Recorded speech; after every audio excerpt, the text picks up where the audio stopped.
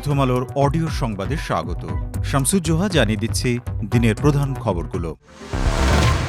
মাথায় গুলিবিদ্ধ ইনকিলাব মঞ্চের মুখপাত্র শরীফ ওসমান হাদি বর্তমানে জীবন মৃত্যুর সন্ধিক্ষণে রয়েছেন এবং সিঙ্গাপুরে তার অস্ত্রোপচারের জন্য পরিবারের পক্ষ থেকে অনুমতি দেওয়া হয়েছে। বৃহস্পতিবার ইনকিলাব মঞ্চ সামাজিক যোগাযোগ মাধ্যম ফেসবুকে তাদের অফিসিয়াল পেজ থেকে পোস্ট দিয়ে এই তথ্য জানায়। প্ল্যাটফর্মটি জানায়, হত্যাকারীরা যদি ভারতে পালিয়ে যায় তবে ভারত সরকারের সঙ্গে আলোচনা করে যে কোনো মূল্যে তাদের গ্রেপ্তার করে দেশে ফিরিয়ে আনতে হবে। এদিকে শরীফ ওসমান হাদিকে হত্যাচেষ্টা মামলার প্রধান আসামি ফয়সাল করিম মাসুদকে অবৈধ পথে ভারতে পালিয়ে যেতে সহায়তার অভিযোগে গ্রেপ্তার দুজনের ৩ দিন করে রিমান্ড মঞ্জুর করেছেন আদালত। আসামিরা হলেন সিবিয়ন দিউ এবং সঞ্জয় চিসিম। ঢাকার অতিরিক্ত চিফ মেট্রোপলিটন ম্যাজিস্ট্রেট জসিতা ইসলামের আদালত বৃহস্পতিবার তাঁদের রিমান্ড মঞ্জুর করেন। রাজধানীর জিগাতলার একটি ছাত্রী হোস্টেল থেকে জাতীয় নাগরিক পার্টি এনসিপির এক নেত্রীর ঝুলন্ত মরদেহ উদ্ধার করা হয়েছে। তার নাম জান্নাত আরা রুমি। জান্নাত আরা রুমি ধানমন্ডি থানা এনসিপির যুগ্ম সমন্বয়কারী ছিলেন। বৃহস্পতিবার সকালে তার মরদেহ উদ্ধার করা হয়। তার বাড়ি নওগাঁর পত্নীতলায় বাবা জাকির হোসেন। এনসিপির কেন্দ্রীয় যুগ্ম সদস্য সচিব তারেক রেজা ফেসবুক পোস্টে জানান, কার্যক্রম নিষিদ্ধ আওয়ামী লীগের হুমকি ও সাইবার বুলিংয়ের কারণে জান্নাত আরা রুমি আত্মহত্যা করেছেন। ওই পোস্টে তিনি লেখেন, এটি আত্মহত্যা নয়, খুন। হাজারীবাগ থানার ভারপ্রাপ্ত কর্মকর্তা মুহাম্মদ হাফিজুর রহমান বলেন, এনসিপি নেত্রী জান্নাত আরা বেসরকারি একটি প্রতিষ্ঠানে চাকরি করতেন। তিনি জিগাতলার ওই ছাত্রী হোস্টেলের একটি কক্ষে একা থাকতেন। সকালে খবর পেয়ে পুলিশ ওই হোস্টেলে যায়। ওসি বলেন, পরিচারিকা ডাকাডাকির পর দরজায় ধাক্কাধাক্কি করেন। এ সময় হার্ডবোর্ডের দরজার ছিটকানি খুলে যায়। পরে পুলিশ সিলিং ফ্যানের সঙ্গে গলায় ওড়না পেঁচানো অবস্থায় জান্নাত আরার ঝুলন্ত মরদেহ উদ্ধার করে। তার মরদেহ ময়নাতদন্তের জন্য ঢাকা মেডিকেল কলেজ হাসপাতালের মর্গে পাঠানো হয়। ত্রয়োদশ জাতীয় নির্বাচন ও গণভোট উপলক্ষে সশস্ত্র বাহিনীসহ দেশের আইন শৃঙ্খলা রক্ষাকারী বাহিনীগুলো সতর্ক ও সচেষ্ট রয়েছেন বলে বিদেশি কূটনীতিক, জাতিসংঘ সহ আন্তর্জাতিক সংস্থার প্রতিনিধিদের জানানো হয়। আসন্ন জাতীয় নির্বাচন উপলক্ষে হালনাগাদ প্রস্তুতি ও নিরাপত্তা ব্যবস্থা সম্পর্কে ঢাকাস্থ বিদেশি দূতাবাসগুলোকে জানাতে বৃহস্পতিবার রাষ্ট্রীয় অতিথি ভবন পদ্মায় বিদেশি কূটনীতিকদের জন্য একটি সভা আয়োজন করা হয়। সভায় ব্রিফিংয়ে পররাষ্ট্র সচিব আসাদ আলম সিয়াম কূটনীতিকদের বলেন, নির্বাচন কমিশন নির্বাচন পর্যবেক্ষণে পর্যবেক্ষক পাঠাতে আমন্ত্রণ জানিয়েছে।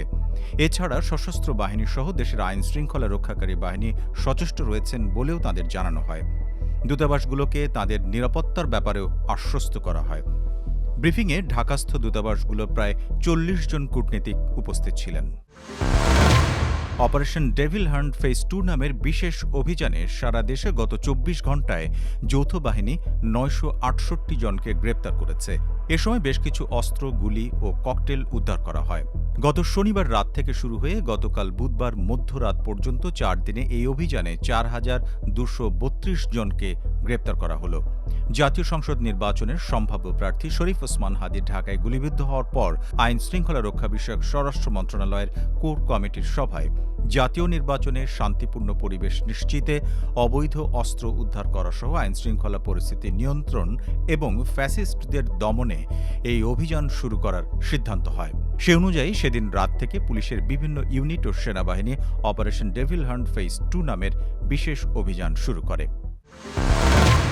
রাজশাহীর মোহনপুরে ধানি জমিতে পুকুর কাটতে বাধা দেওয়ায় এক তরুণকে এক্সকাভেটরের চাকার নিচে ফেলে হত্যার অভিযোগ পাওয়া গেছে। বুধবার রাত ১০টার দিকে উপজেলার বড় পালসা গ্রামে ওই তরুণ নিহত হন। নিহত আহমেদ জুবায়ের উপজেলার ধুরিল ইউনিয়নের বড় পালসা গ্রামের রফিকুল ইসলামের ছেলে। এ ঘটনায় গতকাল রাতে পুলিশ ঘটনাস্থল থেকে এক্সকাভেটরের চালক আব্দুল হামিদকে আটক করে। তার বাড়ি টাঙ্গাইলে।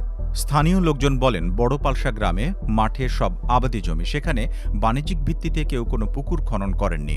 হঠাৎ গতকাল রাতে তারা জানতে পারেন সেখানে পুকুর খনন করার জন্য গোপনে এক্সকাভেটর নামানো হয়েছে।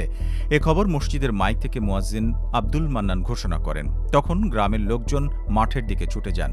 প্রথম দিকে জুবায়ের সহ ৭ থেকে ৮ জন পুকুর খননের প্রতিবাদ জানান। তখন চালক আব্দুল হামিদ দ্রুত এক্সকাভেটরের বাকেট চারপাশে ঘোরাতে থাকেন। এতে ধাক্কা লেগে জোবায়ের মাটিতে পড়ে যান। চালক আব্দুল হামিদ এক্সকাভেটর নিয়ে পালানোর চেষ্টা করেন। এক পর্যায়ে জোবায়ের গায়ের উপর দিয়ে এক্সকাভেটর চালিয়ে দেন তিনি। ঘটনাস্থলেই তার মৃত্যু হয়। ঘটনার পর গ্রামের শতাধিক মানুষ মাঠে নেমে যান। তারা চালক হামিদকে আটক করেন এবং এক্সকাভেটরের আগুন ধরিয়ে দেন।